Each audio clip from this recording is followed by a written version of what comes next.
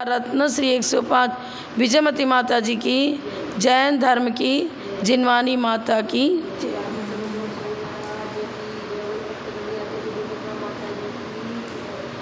कीर्त्या महत्या भुवि वर्धमानं त्वां वन्द्यमान स्तुतिगोचरत्वं निनीशवास्मा वयमद्य वीरं विशीर्ण दोषाशय पाशबन्धं।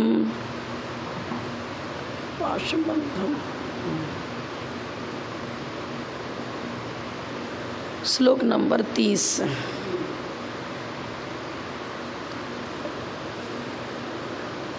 पहले बताया था अवक्तव्यवादी की चर्चा चल रही थी, तो कहते कि वस्तु का स्वरूप वचनों से कहा ही नहीं जा सकता।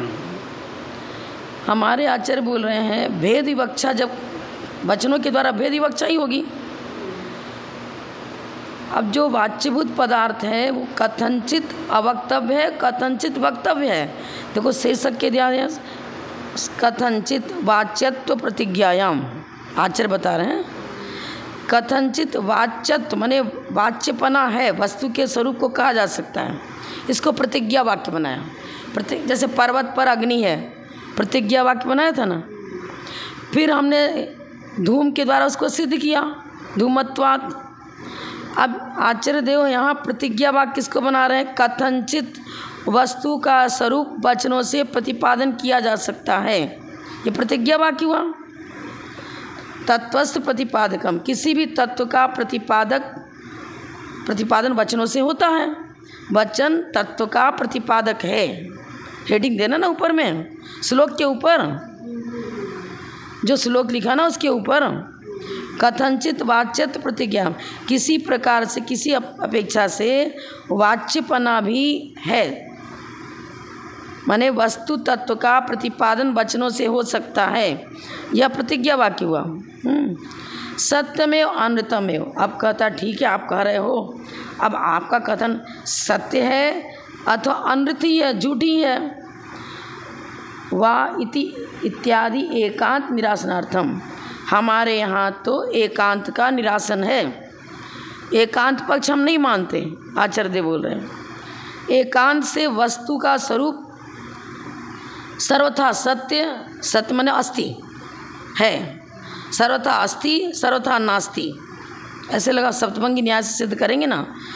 सत्यमेव अनृतमेव, सत्य वचन माने यथार्थ, अनृत माने झूठ। सर्वथा मत लगाओ किसी में भी। हम कहते हैं मेरा पिता है, तो किसी अपेक्षा से ये सही बनेगा और किसी अपेक्षा से गलत भी बनेगा। अरे त्रैकालिक मेरे पिता थोड़े ही हैं। जिसको हम उपचरित असद्भुत व्यवहार नहीं से कर रहे हैं, ये मेरा पिता है, ये मेरा भाई है, ये बहन है, तो कथन कर वचनों से प्रतिपादन हो रहा है। ये वचनों का प्रतिपादन सर्वथा मिथ्या नहीं है, सत्य है। किस अपेक्षा सत्य है? उपचरित असद्भुत व्यवहार से यह सही है। लेकिन जब निश्चय स्वरूप की बात करेंगे तो स्वरूप में तो कोई ना पिता आते हैं, ना पुत्र आता है, ना भाई आता है। आत्मा तो शुद्ध बुद्ध नित्य निरंजन ज्ञान घन स्वरूप ही है, उसका इन बाह्य से कोई रिश्तेदारी है ही नहीं। तो जो भी हम वचनों के द्वारा प्रतिपादन करते हो नए विवक्षा को लेकर चलेगा। सर्वथा सत्य सर्वथा असत्य, सर्वथा अस्ति सर्वथा नास्ति नहीं बनेगा। हेडिंग के द्वारा, हेडिंग बता रहे हैं। अब उसको जो हेडिंग दिया उसके अनुसार श्लोक की चर्चा अपन करेंगे। सत्यानृतम वाप्यनृतानृतम वा बोलो अप्यस्ति किम वस्त्वतिशायनेन। अब एक साथ पढ़ेंगे तो देखो संधि विच्छेद फिर नहीं होगा। सत्यानृतम वाप्यनृतानृतम वाप्यस्ति किम वा वस्त्वतिशायनेन।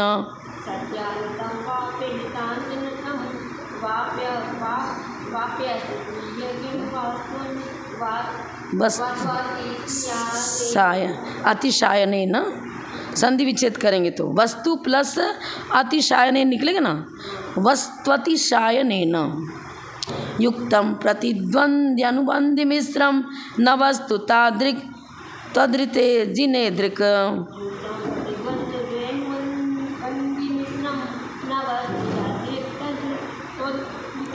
जिनेद्रिक।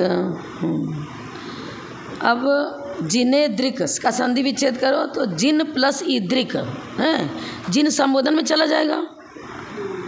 हे जिनेन्द्र देव त्वद रीते, संधि विच्छेद करो त्वद प्लस रीते, रिवर्ण री है यहाँ पर, त्वद प्लस रीते है, बस व्यंजनम आस्वरम, परवर्णम नहीं, इतना ही हुआ है। त्वद व्यंजन था ना आधा द, त्वद प्लस रीते, द में हलंत है तो व्यंजनम आगे वाले री स्वर है ना, उसके साथ मिल गया।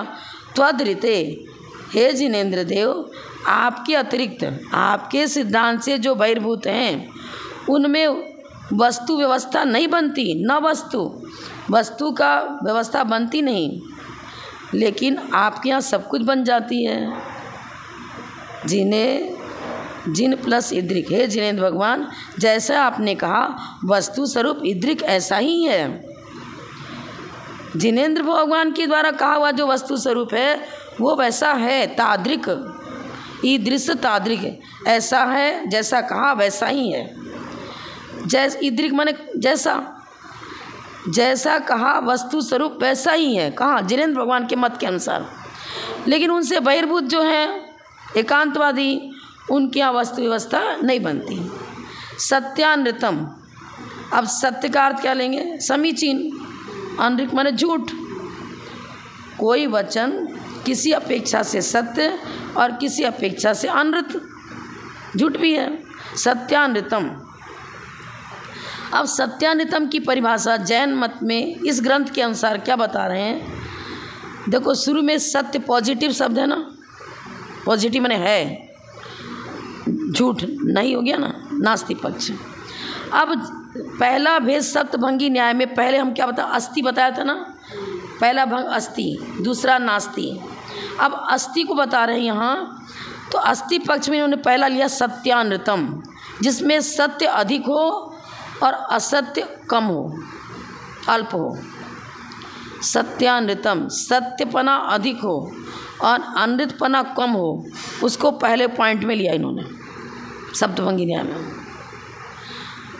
वा अपि अनृतानृतम, दूसरा क्या, दो बार अनृत अनृत है, देखो वा प्लस अपि प्लस अनृत प्लस अनृत, दो बार अनृत है ना, दो निगेटिव हो गया, अनृत प्लस अनृत। हाँ, ये फर्स्ट अनृत विशेषण है, सेकंड अनृत विशेष्य है। जैसे लाल पुष्प, तो लाल हो गया विशेषण, पुष्प हुआ विशेष्य। विशेष किसको कहते हैं? जिसकी विशेषता बताई जाती है। अब अनृत का विशेषण अनृत ही है, दो अनृत है ना, पहला है विशेषण, सेकंड वाला है विशेष्य। अनृत विशेषण के द्वारा ही अनृत को संबोधित किया गया। यहाँ अनृत का विशेषण भी अनृत ही है, मतलब अनृत तो अधिक है और सत्य कम है, ये दूसरा हो गया। ऐसा अर्थ यहाँ आचार्य परमेश्वरी ने लिया, अनृतानृतम। अब देखो पहले दो, इसमें पहला पॉइंट क्या था? सत्यानृतम, दूसरा पॉइंट है अनृतानृतम। अब सत्यानृतम में विपक्षी शब्द का प्रयोग है, सत्य हो गया पॉजिटिव और अनृत हो गया निगेटिव, तो प्रतिपक्षी हो गया ना। जैसे हिंसा और अहिंसा प्रतिपक्षी हैं, लेकिन हिंसा प्रतिपक्षी नहीं है, अहिंसा प्रतिपक्षी नहीं है। हाँ नहीं है। तो सत्यानृतम को इन्होंने बताया कि यह कौन सा इसका विशेषण दिया इन्होंने? प्रतिद्वंदी। सत्यानृतम मंच में प्रतिबंधी, इसको प्रतिबंधी मिश्र कहा। प्रतिद्वंदी माने एक दूसरे का अपोजिट है ना। सत्यानृतम को इन्होंने संबोधित किया प्रतिद्वंदी मिश्र से। मिश्र है ना, दो अलग अलग चीज़ों को मिश्रित किया, हाँ मिश्रित कर दिया। सत्य का मतलब सही और अनृत का मतलब झूठा, हाँ मिश्र कर दिया। तो इसको क्या बताया? प्रतिद्वंदी मिश्र। यह वचन प्रतिद्वंदी से मिश्र है। मिश्र तो किया लेकिन प्रतिद्वंदी से मिश्र किया, दो बिल्कुल भिन्न है ना, ऑपोजिट। सत्य का अपोजिट माने उल्टा हो गया अनृत, तो परस्पर विरोधी हैं सत्य और अनृत, इनको मिश्र किया तो इसका नाम रख दिया प्रतिद्वंदी से यह मिश्र। यह पद प्रतिद्वंदी मिश्र है। और दूसरा प्रतिद्वंदी नहीं, अनुबंधी। अनृत से अनृत लगाओ ना, एक जैसा है ना, अनृत अनृत, दोनों का अर्थ झूठा ही झूठा निकल रहा है, अपोजिट नहीं है। हिंसा हिंसा अपोजिट नहीं है, अहिंसा अहिंसा अपोजिट नहीं है ना।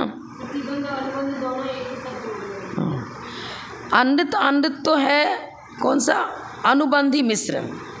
अनृत अनृत को बताया अनुबंधी मिश्र, और सत्यानृतम को बताया प्रतिद्वंदी मिश्र। सत्यानृतम को बताया प्रतिद्वंदी मिश्र, और अनृत अनृत को बताया अनुबंधी मिश्र। अनुकरण अनुसार होता है ना, एक जैसा, हाँ, मिलता मिलान करते हुए, हाँ, तो मिलान हो रहा है ना अनृत का अनृत के साथ। हाँ हाँ, सत्यानृतम प्रतिबंधी द्वंद्व है और अनृतानृत अनुबंधी है। मिश्र तो दोनों को किया ही है, एक में अनुबंध है एक में प्रतिद्वंद है, लेकिन मिश्र तो है ना। हाँ, अब इसको ऐसे नहीं समझ में आ रहा तो उदाहरण से अपन समझेंगे। उदाहरण क्या दिया, देखो उदाहरण दे रहे हैं, इस पुस्तक में ही निकाल लो, आपके पास तो नोट्स नहीं है। चंद्रमा, पेज नंबर निकालो 94, उलट के देखो, इसका उदाहरण दिया है। शाखा में चंद्रमा को देखो, लिखा ना पहला लाइन, शाखा में चंद्रमा को देखो। शाखा तो वृक्ष की शाखा है, शाखा पर तो चंद्रमा है नहीं। चंद्रमा को देखो, यह तो सत्य है। शाखा में चंद्रमा को देखो बोला ना, तो चंद्रमा को देखो यह तो सत्य है। इस उदाहरण में वहाँ चंद्रमा को देखो यह तो सत्य है, क्योंकि चंद्रमा का दर्शन होने से उसमें कोई प्रकार का विसंवाद पैदा नहीं होता है, संवादक है। लेकिन शाखा में अब यहाँ 2 कोटि में 2 लायमान हो गया। अरे शाखा के ऊपर चंद्रमा बैठा है क्या? वृक्ष की डाली पर पक्षी बैठे हैं, ऐसे चंद्रमा आकर शाखा पर बैठ गया क्या? चंद्रमा तो बहुत दूर है, आकाश में है। चंद्रमा उस झरोके में शाखा के बीच में से दिखता है। अब क्यों अगर कहाँ चंद्रमा बताना दिखे, अरे वो शाखा में से देखो, बीच में से। अब यहाँ पर श्रोता के अंदर 2 बात, 2 कोटि में उसका मन दोलायमान हो रहा है। शाखा में बोल दिया ना बोलने वालों ने, अरे सब पक्षी बैठ जाता है डाली पर, चंद्रमा तो कोई डाली पर बैठा नहीं है। ये अर्थ तो निकलेगा नहीं। अर्थ ये निकलेगा कि उस जैसे उस पेड़ की तरफ हम बता रहे, इशारा करें, और उस पेड़ की तरफ देखना, फिर उसके आगे और दृष्टि डालो, तुमको चंद्रमा दिख जाएगा। आड़ पड़ रहा था ना बहुत सारी चीज़ों का, पर पेड़ के बीच में तो डालियाँ 2 तरफ वाले बीच में थोड़ा सा स्पेस रहता है, हाँ दिखता है। तो 2 कोटि में 2 लायमान मन हो गया ना। अरे चंद्रमा को शाखा पर देखो बोल रहा है, शाखा में देखो, शाखा के ऊपर चंद्रमा कहाँ से आ जाएगा? शाखा में इस प्रकार का वचन असत्य में लगा दिया ना। मकान की छत पर में, कमरे में, अलमारी में, ऐसा थोड़ी अर्थ लगेगा। शाखा में कहना गलत है ना। तो इस पद में चंद्रमा को देखो यह तो सत्य विवेचन हुआ, पर शाखा में देखो इस प्रकार का वचन असत्य है। शाखा के निकट दर्शन का चंद्रमा में विसंवादपना है। विसंवाद का किसको कहेंगे? जिसमें अव्याप्ति, अतिव्याप्ति, असंभव आदि दोष संभवित हो। अब यथार्थ में डाली के ऊपर तो चंद्रमा है नहीं,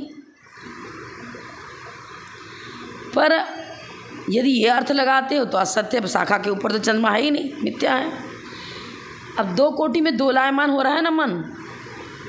ये तो कह रहा कि शाखा में चंद्रमा को देखो, पर है तो है ही नहीं, कैसे बोल रहा है? अब बोलने वाले का अभिप्राय क्या था? अरे उसी झरोके में बीच में से ऊपर आकाश में दृष्टि डालो, ये अभिप्राय था। वक्ता के अभिप्राय को पकड़ेंगे तो जैन मत के अनुसार विसंवाद नहीं होता है, और शब्द को ही पकड़ के बैठ जाएंगे, विसंवाद हो गया। ये बात है। पहला पॉइंट इन्होंने बता दिया उदाहरण से। दूसरा पॉइंट बता रहे पर्वत पर 2 चंद्रमा है देखो। उदाहरण दिया है। दूसरे वचन सत्यासत्य, असत्य में असत्य मिला दिया तो दोनों असत्य है तो अनुबंधी मिश्र हुए। पर्वत पर 2 चंद्रमा देखो। अरे पर्वत पर और 2 चंद्रमा बता रहे हो, 2 चंद्रमा एक जगह तो कभी इकट्ठा हो ही नहीं सकता। भूतो न भविष्यति।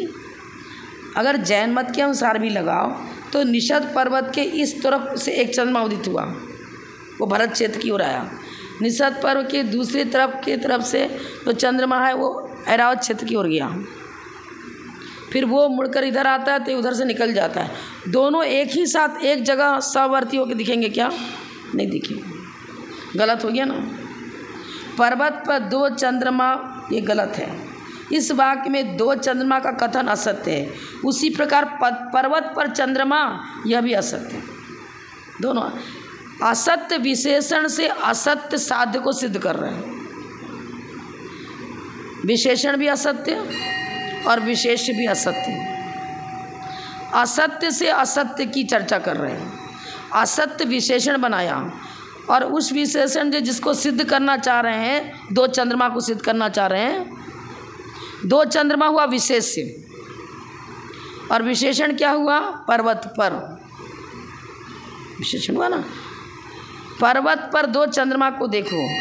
यहाँ एक असत्य से दूसरे असत्य का कथन होना अनुबंधी है। उस अनुबंधी से मिश्रित को अनुबंधी मिश्र कहते हैं। तो प्रतिद्वंदी मिश्र और अनुबंधी मिश्र, इस प्रकार पहले और दूसरे सप्तभंगी न्याय में पहले और दूसरे की चर्चा करी।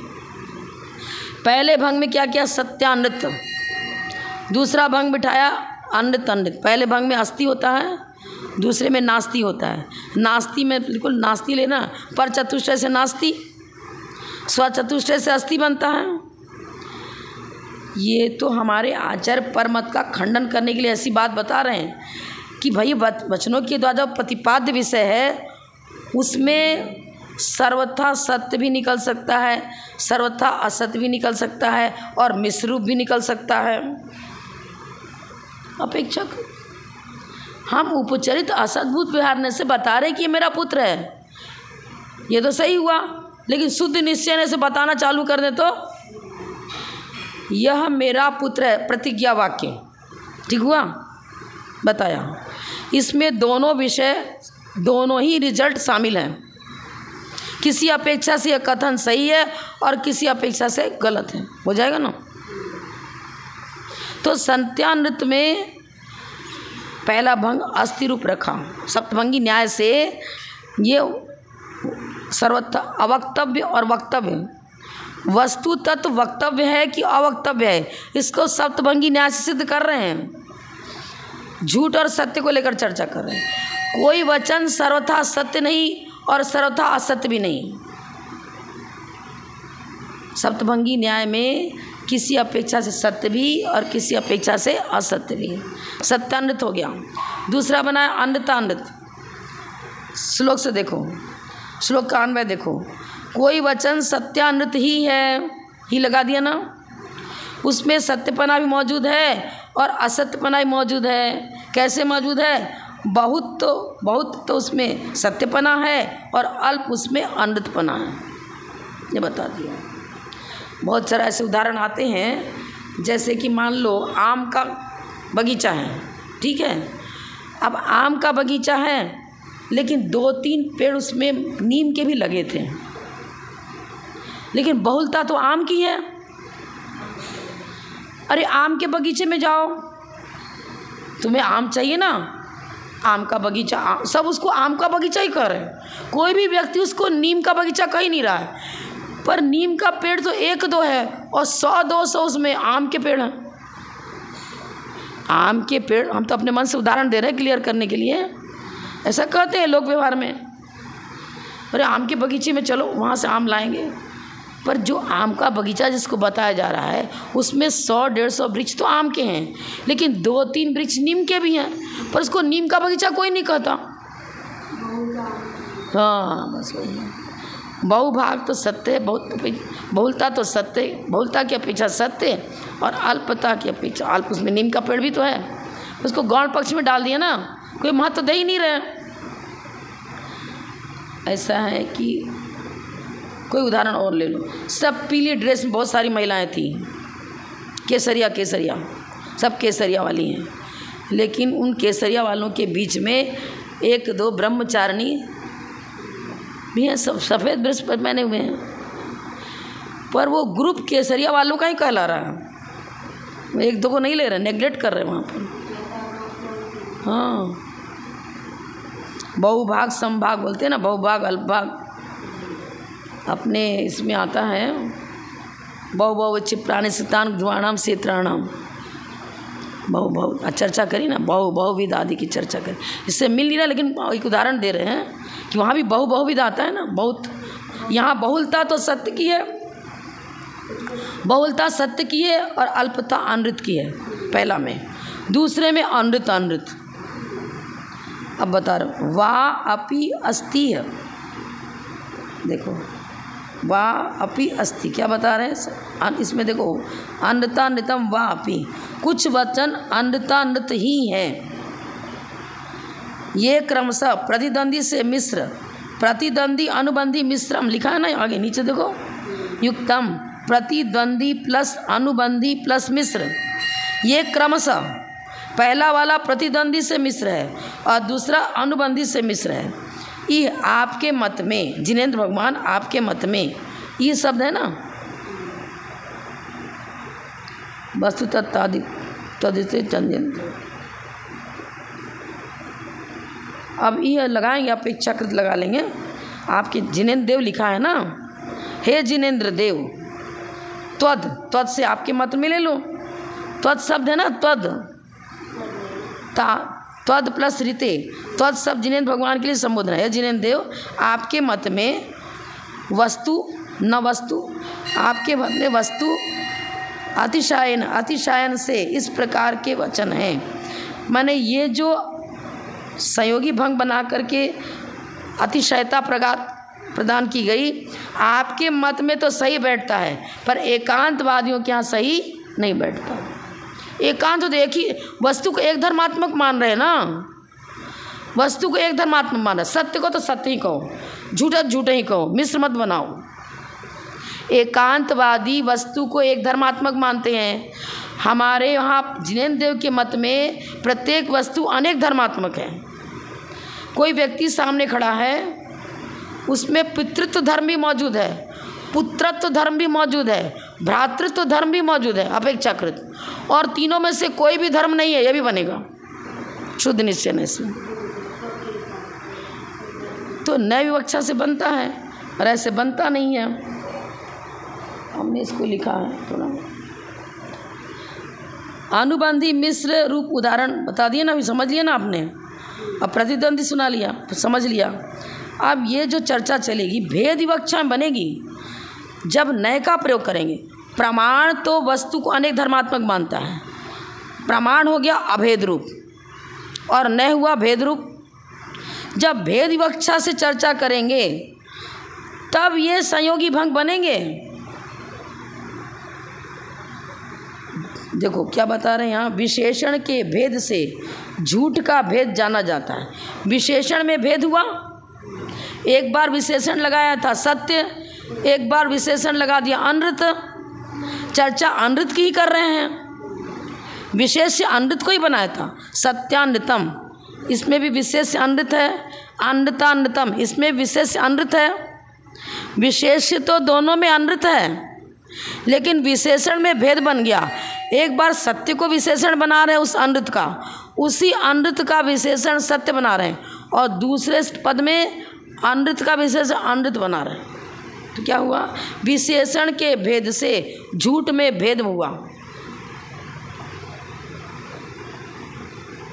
विशेष कौन हुआ, पहला जो पद दिया ना सत्यानृतम, अनृत विशेष है और सत्य विशेषण हुआ। फिर अनृतानृतम में अनृत ही विशेषण भी अनृत है और विशेष भी अनृत है। अब विशेषण में भेद बना, विशेष में तो भेद रहा नहीं, दोनों तरफ अनृत अनृत लिख रहे हैं। पर विशेषण में भेद कर दिया। एक तरफ सत्य विशेषण बना रहे पहले में, और दूसरे में विशेषण अनृत बनाया। अब विशेषण के भेद से झूठ का भेद जाना जाता है। पर्वत पर 2 चंद्रमा को देखो, इस वाक्य में 2 चंद्रमा का कथन असत्य है, और पर्वत पर चंद्रमा ये भी असत्य है। एक असत्य से दूसरे असत्य का कथन अनुबंधी कहलाता है। असत्य से असत्य का कथन कर रहे हैं, ये अनुबंधी हो गया।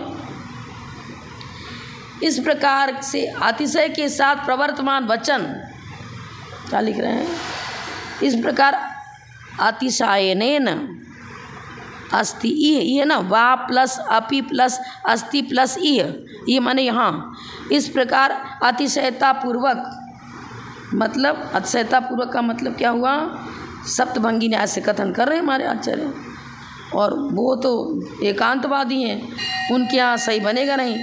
इस प्रकार से अतिशय के साथ प्रवर्तमान वचन, किसका अर्थ हुआ, अतिशयनेन, वस्तु का कथन अतिशय के साथ जो प्रवर्तमान हुआ, अतिशय के साथ प्रवर्तमान वचन आपके बिना, त्वदृते नीचे है ना, आपके बिना कैसे बनेगा, माने जिनेन्द्र मत के बिना वो सही नहीं बैठता है, न्यायपूर्ण उचित नहीं ठहरता है। तादृक यादृक, जैसा आपने कहा है जिनेन्द्र देव, आपके मत में तो सही बैठ जाता है, क्योंकि हमारा नए विवक्षा है और उनके यहाँ नई विवक्षा है ही नहीं, और वस्तु को एक धर्मात्मक बने। जब एक धर्मात्मक है तो ना प्रतिद्वंद बनेगा, ना अनुबंध बनेगा, ना सत्यान्वित बनेगा, ना अनृतान्वित बनेगा, कुछ भी नहीं बनेगा। एकांत में कैसे बनेगा, कुछ भी नहीं बनेगा। आज उपवास ठग कितने रहे पढ़े आगे, अभी 31 नंबर, ये तो पूरा अर्थ कर दिया मैंने इसका। अब अगला श्लोक देखो, इसी श्लोक को आगे भी सही, मैंने इसको और सेटिंग करेंगे। अभी सप्तभंगी पूरा न्याय तो हुआ ही नहीं, 2 ही बताया, अस्ति और नास्ति 2 की चर्चा करी। अब सह और क्रम बताएंगे। सह में तीसरे में क्या आता है, अस्ति नास्ति दोनों आता है ना, पहला अस्ति दूसरा नास्ति, तीसरे में अस्ति नास्ति दोनों आता है, और अस्ति नास्ति दोनों सहवर्ती धर्म हैं। अगर विवक्षात व्यावृत्ति न की जाए तो हम कैसे कहेंगे हम मनुष्य हैं। आपने कहा हम मनुष्य हैं, तो साथ साथ में विवक्षा व्यावृत्ति अभाव रूपी धर्म है। मेरे अंदर व्यंजन पर्याय की अपेक्षा से अभी मनुष्य पर्याय मौजूद है, त्रियंच पर्याय, नारकी पर्याय, देव पर्याय मौजूद नहीं है। तो अस्ति और नास्ति दोनों धर्म हो गया। जब तो तीसरे भंग में अस्ति नास्ति दोनों सहचर एक साथ लिखते हैं आचार्य। पहले अस्ति लिखा था, दूसरा था नास्ति, और तीसरा अस्ति नास्ति सहवर्ती। अब सहवर्ती के बाद अब अस्ति नास्ति को एक साथ नहीं कहेंगे, चौथा कहेंगे अवक्तव्य। सभी धर्मों को एक साथ कह नहीं सकते। फिर 5वां क्या कहेंगे, अस्ति अवक्तव्य। फिर 6ठा कहेंगे नास्ति अवक्तव्य। फिर लिखेंगे अस्ति नास्ति अवक्तव्य। अब यहाँ क्या बता रहे, सह फिर क्रम, तीसरे भंग में आएगा सह, माने अस्ति नास्ति दोनों लो। फिर क्या आएगा, वो बता रहा था ना अवक्तव्य, अवक्तव्यवादी। उस अवक्तव्यवादी को हमारे आचार्य चौथे में गर्भित करते हैं, चौथे भंग में, लेकिन सर्वथा नहीं बता रहे हैं। हमारे यहाँ अवक्तव्य की परिभाषा ये है कि सभी धर्मों का एक साथ कथन नहीं कर सकते, पर नए विवक्षा से कथन करेंगे तो अर्पिता अर्पित सिद्धे से हम एक एक का कथन। अब ये जो एकांतवादी हैं वो तो कहते हैं कि सहक्रम कुछ चर्चा ही नहीं है, वचनों के द्वारा वस्तु का प्रतिपादन होता ही नहीं है, हम ही नहीं लगा रहे हैं। हाँ, और हम कह रहे हैं कि सभी धर्मों का एक साथ कथन नहीं होता, इसलिए अवक्तव्य है। हम श्लोक पढ़ेंगे और श्लोक का अर्थ लगाएंगे। क्रमाद्वा विषयाल्प भूरि भेदे नृतम भेदी न चात्म भेदात् आत्मांतरस्याद् विदुरम समम च स्याच्चान्यतामा नभिलाप्यता च।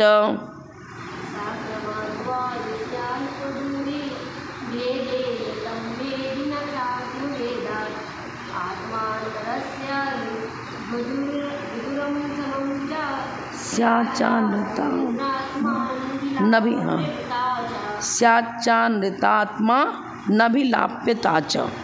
मिला हुआ बहुत शब्द है इसमें, थोड़ा सा इनकी जितनी रचनाएं हैं बहुत शब्द मिले हुए हैं।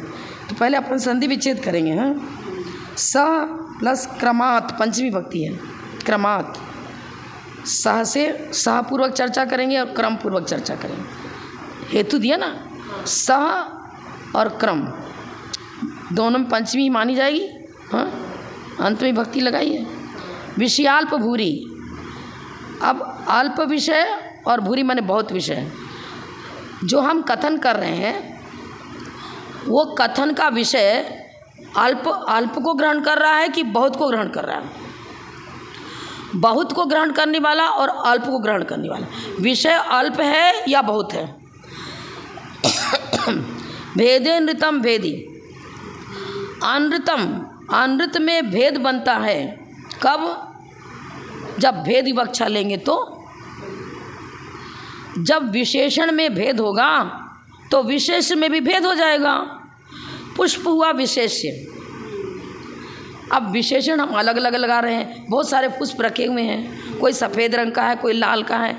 अब विशेषण के भेद से पुष्प में भेद होगा। ऐसे तो कहेंगे टोकरी में पुष्प है, पुष्प है, पुष्प की टोकरी लाना जिसमें पुष्प रखा ले आना, तो पुष्प तो विशेष हो गया ना। पुष्पत्व की अपेक्षा से पुष्पत्वपना स्वरूप तो सभी पुष्पों में है, चाहे वो लाल हो, चाहे सफ़ेद हो, चाहे पीला हो, पुष्प तो सभी है ना। विशेष में भेद नहीं बढ़ रहा है। लेकिन जब हम विशेषण लगाना चालू करेंगे तो कभी हमको सफ़ेद पुष्प चाहिए, अरे सफ़ेद वाला लाना। अब जैसे विशेषण में भेद आया, लाल, सफ़ेद, नीला, पीला, तो विशेषण के भेद से पुष्प में भेद हो जाएगा ना। भेदे अनृतम। इसी प्रकार अनृत में भेद कब बनता है? जब विशेषण में भेद बनता है तब। अर्थ लगाओ इधर, युगपत और क्रम की अपेक्षा से विषय का अल्प और अधिक विकल्प होने पर झूठ भेद वाला होता है। अब विषय का अल्प और अधिक विकल्प का अर्थ हुआ भेद। अब बहुत सारे तो लाल पुष्प हैं और एक आध बीच में सफ़ेद घुस गया, काला घुस गया, तो आप किसको ग्रहण करो? अल्प। इसमें क्या बताया था? अब इसका हम डिटेल टीका पढ़ेंगे ना तो क्लियर होगा। यहाँ श्लोक से पहले अर्थ लगाएं। भेदे अनृतम, अनृत में भेद कब होता है? अनृतम भेदी, भेद होने पर, विशेषण में भेद होने पर अनृत में भी भेद होता है। हो गया ना। न चात्म भेदात, जब अभेद विवक्षा होगी, स्वरूप की चर्चा करेंगे। पुष्पत्व तो स्वरूप को लिए हुए ही है, चाहे लाल हो, चाहे सफ़ेद हो, चाहे पीला हो। न च आत्मभेदात, जब स्वरूप की चर्चा करेंगे तो भेद विवक्षा नहीं आती है, भेद विवक्षा नहीं आती है। अनृत मात्र, झूठ किसे कहते हैं? अनृत मात्र। जैसा वस्तु का स्वरूप नहीं है ऐसा उल्टा सीधा मान लिया तो अनृत हो गया। यथावत निरूपण नहीं होना अनृत। अब उस अनृत में कितने प्रकार बन जाएंगे? अरे वकील से पूछो जरा, जजमेंट देता वहाँ कितने प्रकार का झूठ बोला जाता है। बहुत प्रकार का, संदर्भ के अनुसार, संदर्भ के अनुसार। देखो एक शिष्य, कोई शिष्य आया गुरुदेव से प्रायश्चित लेने के लिए। अब पहले आपने बताया ना, जो भेद बताया ना, आलोचना के भेद, और वो छोटे छोटे अपराध को तो छिपा लेता है और बड़े अपराध को कह देता है, और कोई बड़े बड़े अपराध को छिपा लेता है और छोटे को कह देता है। अब वो अलग अलग संदर्भ है। कोई ऐसा है कि उसको याद नहीं रहा, कुछ अपराध याद ही नहीं रहा तो बोल नहीं पाया वो। अब 2 महीने के बाद गुरुदेव मिले, कुछ भूल गया, कुछ नहीं कह पाया। तो संदर्भ, अब गुरुदेव उसको नाना प्रकार के प्रश्न करके पूछते रहेंगे। जब हर बार एक ही तरह का उत्तर आ रहा, समझ लो सही बोल रहा है। अब संदर्भ क्या, अरे तुम से चींटी मर गई तो क्यों मर गई, कैसे मर गई, क्या हो गया, देख के नहीं चल रहे थे, कैसे? अब पूरा कभी कभी घबरा जाएगा, नहीं कह पाएगा। तो इसका मतलब इसके वचन में पूरी यथार्थता नहीं है। पूरा मूलाचार का विषय आप देख लो। झूठ में कई संदर्भ के अनुसार झूठ पकड़ा जाए ना। एक ही तरह का शिष्य अपराध हुआ 2 शिष्यों से, लेकिन आचार्य प्रायश्चित अलग अलग दे रहे हैं। क्यों अलग अलग दे रहे हैं? उसके अंदर बहुत निंदा, गरहा, आलोचना चल रही है, भूल चूक उसके अंदर हो गया था, और इसके तो कुछ नहीं, अरे वो चीटें मर जाती है, वो तो चलते फिरते किससे मर जाती है, हमने मर गई तो क्या करें, अरे तेरे पश्चाताप की भावना ही नहीं है। अचानक हो गया भूल चूक से, और एक ध्यान ही नहीं रखता, प्रमाद ही है, प्रमाद को स्वीकार भी नहीं कर रहा है ना। मैंने आपको डिटेल तो आप मूलाचार वगैरह से देखना, झूठ के कैसा सत्य कैसा। आप पुरुषार्थ सिद्धि उपाय में सत्य का अनृत का बहुत लंबा विवेचन है। अब यहाँ यही बता रहे, देखो विशेषण के भेद से भेद होगा, सीधा सीधी बात है। विशेषण का भेद मतलब संदर्भ क्या चल रहा है, और बहुत है आत्मभेदात क्या बताया था, स्वरूपता तो भेद नहीं बनता है, स्वरूप तो वही का वही है ना। अभेद विवक्षा में हम कोई ये चर्चा नहीं करेंगे शब्दभंगी न्याय की, भेद विवक्षा में चर्चा करेंगे। आत्मांतरस्यात् विदुरम समम च, आत्मांतर स्वरूप से भिन्न, आत्मा का स्वरूप चित्त चैतन्य स्वरूप ही है। मनुष्य पर्याय, तिर्यंच पर्याय, देव पर्याय, नारकी पर्याय, पुत्र हैं, मैं पुत्र हूँ, मैं पिता हूँ, मैं भाई हूँ, आत्मांतर हो गया ना। विशेष विशेषण में भेद विवक्षा हो गई, और वस्तु में स्वरूपता भेद नहीं बनता, आत्मांतर। भेद विवक्षा का होना ही आत्मांतर हुआ। आत्मांतर माने भेद विवक्षा देना, अभेद होते हुए उनमें भेद रूप कथन करना। आत्मा में ज्ञान है, आत्मा में अनंत चतुष्ट है, भेद विवक्षा दे दी। आत्मा अनंत चतुष्ट स्वरूप तद्रूप है, आत्मा ज्ञान में है और आत्मा में ज्ञान है, अंतर हो गया। आत्मा में ज्ञान है, भेद विवक्षा हो गई। आत्मा ज्ञान में है, अभेद विवक्षा हो गई। आत्मा में ज्ञान है, इसको आत्मांतर, भेद विवक्षा दे दी। भेद न होते हुए भेद कर रहे हो कथन में, प्रदेश भेद न होते हुए भी। आत्मा और ज्ञान में प्रदेश भेद नहीं है, अभेद होते हुए कथन में भेद कर रहे हो, भेद हो गया। भेद न हो, प्रदेश भेद न होते हुए भी भेद रूप कथन कर रहे हैं ना, तो भेद विवक्षा को इन्होंने आत्मांतर कहा। भेद स्वभाव और अभेद स्वभाव वाला। समम का अर्थ हुआ अभेद स्वभाव, विद्रम का अर्थ हुआ भेद स्वभाव। जीव का कोई भी चीज़ जिसकी चर्चा कर रहे हैं, जो हमारा प्रतिपाद्य विषय है वो पदार्थ दोनों स्वभाव को लिए हुए हैं, भेद स्वभाव को लिए भी है और अभेद स्वभाव को, भेदात्मक। वस्तु के अंदर दोनों प्रकार का स्वभाव मौजूद है, भेद स्वभाव भी और अभेद स्वभाव। सर्वथा अभेद कर देंगे तब तो क्या होगा, परिणमनशीलता नहीं रहेगी। माने उत्पाद व्यय ध्रुव युक्त में आपने उत्पाद व्यय को हटा दिया, अभेद ध्रुव को पकड़ लिया, एक मान लिया ना, अभेद ही। अरे भेद बनता है, द्रव जी वही है, लेकिन जिस मनुष्य पर्याय में उसको हम मनुष्य कह रहे हैं, जिसमें देव पर्याय में गया उसको देव कह रहे हैं, लेकिन जी वही का वही है। भेदात्मक दोनों लेना पड़ेगा ना, इसके अलावा अनृतात्मा अवक्तव्यता को प्राप्त है। इसके अलावा यदि वस्तु को भेदात्मक न माना जाए तो हे भगवान, आपके मत से जो बहिर्भूत है ना, देखो इधर स्याच अनृतात्म अनभिलाप्यता च। अब हमारे यहाँ तो अभिलाप्यपना और अनभिलाप्यपना दोनों बनता है। अनृत का विशेषण अभिलाप्य भी बनेगा और अनभिलाप्य बनेगा।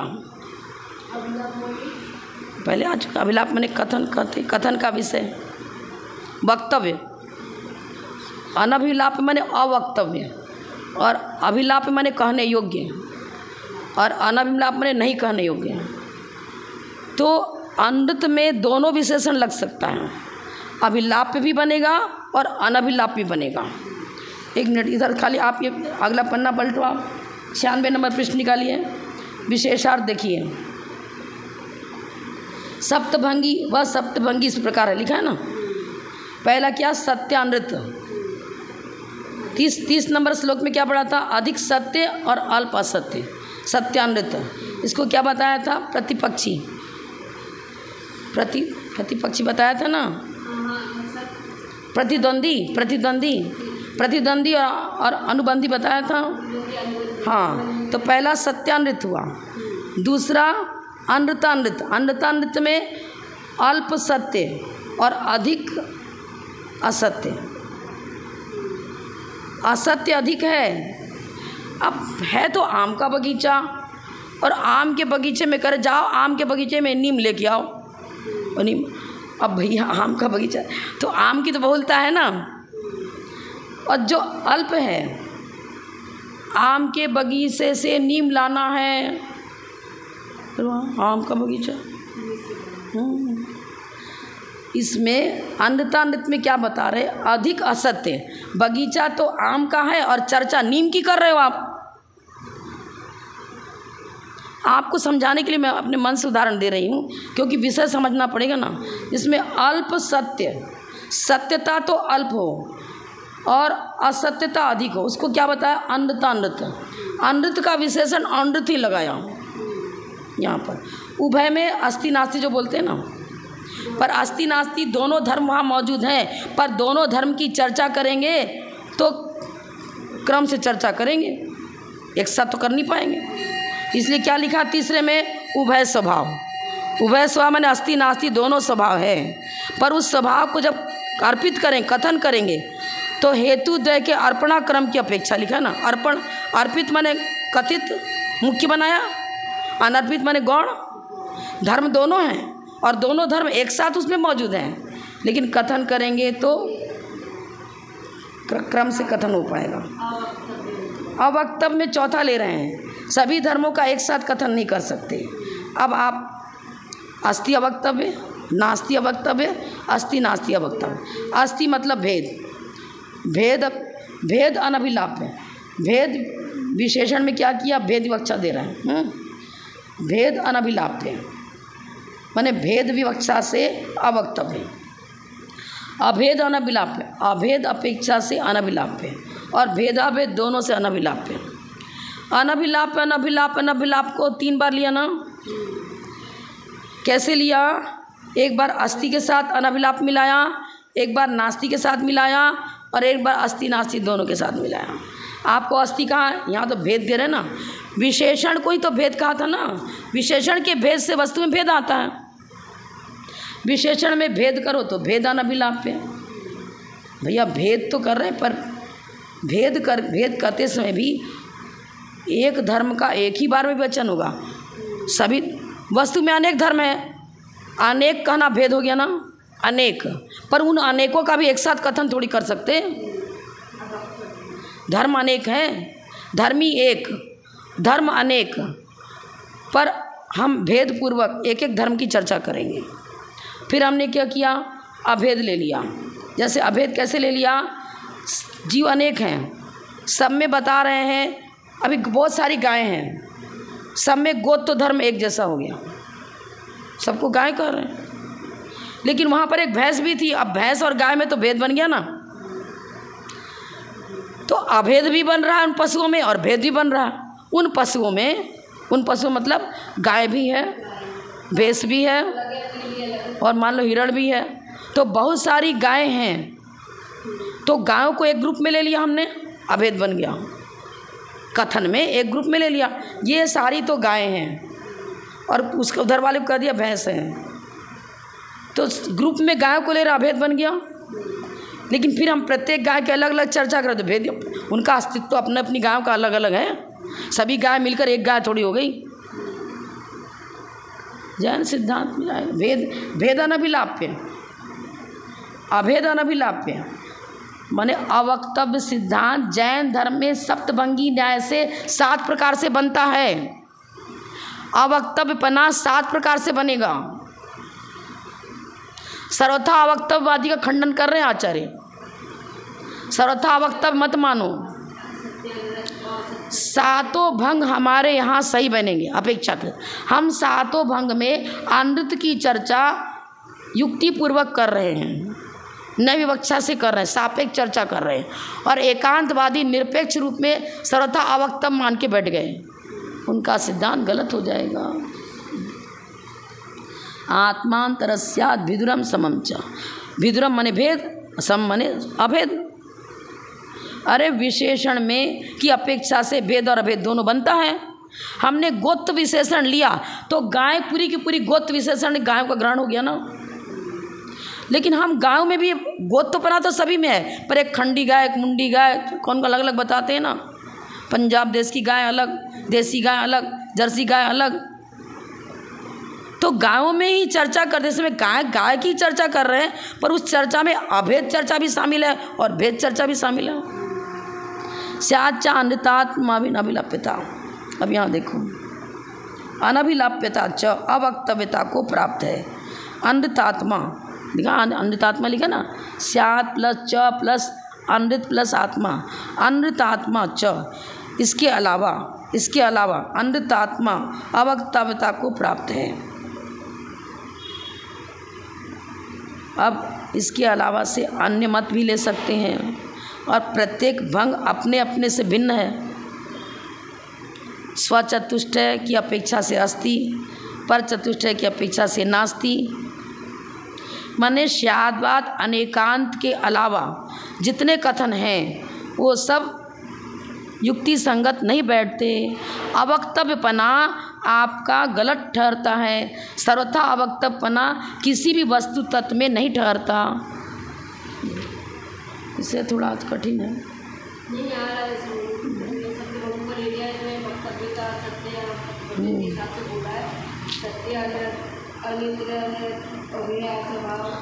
जैसे हमने कहा